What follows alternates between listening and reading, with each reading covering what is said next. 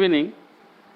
Today we will be discussing one of the very important medical condition called pulmonary artery hypertension.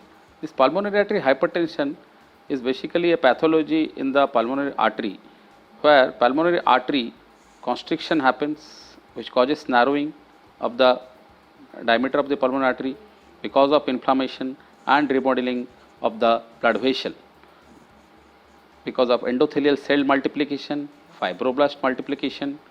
Okay. So, finally, what happens? Narrowing of the pulmonary artery and the pressure in the pulmonary artery increases, and when we do the studies, when the mean pulmonary artery pressure is more than 25 millimeter of mercury, and also the pulmonary artery wedge pressure should be less than 15 to accurately diagnose pulmonary artery hypertension. This is very important. This wedge pressure should be less than 15, and if it is more, then we should suspect other causes other than pulmonary artery hypertension. So, as I was discussing, as the pulmonary artery wedge pressure pulmonary artery pressure increases, right heart finally enlarges and it also fails at some time, which causes less oxygenation, and that causes the symptomatic stage, that is breathlessness, effort intolerance, these things. And coming to the classification of pulmonary artery hypertension, the most important thing in pulmonary artery hypertension classification, many of the patients are either idiopathic or heritable causes of pulmonary artery hypertension. Other important cause is drug induced. Drug induced cause, mostly many cases we used to see with phentermine, that was an anti-obesity drug and which was later banned because of this pulmonary artery hypertension. There are many other drugs, anti-cancer agents, they causes pulmonary artery hypertension. Then collagen vascular disease, and very commonly HIV causes pulmonary artery hypertension, schistosomiasis causes pulmonary artery hypertension, then congenital heart disease, and there are many other causes.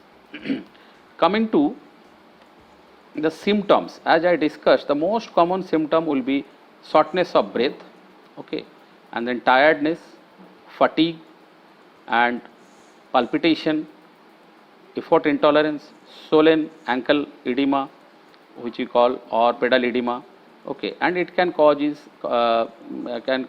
happen in any age, any sex, and women more than men in our setting, in a age group of 30 to 50, mostly we see in our clinical practice. Now, coming to the principle of treatment, first thing is patients should avoid strenuous activities. Second, the patient who are in, the female patients who are in pregnancy age, they should avoid pregnancy. And third is vaccination against influenza and pneumococcal vaccine is most important. And when it comes to treatment proper, oxygen, diuretic, anticoagulant, these three are most important. And coming to the specific treatment, when it comes to specific treatment, we go for the pathophysiological or etiological causes, where generally most commonly we use phosphodiesterase inhibitors, that is sildenafil is the drug of choice.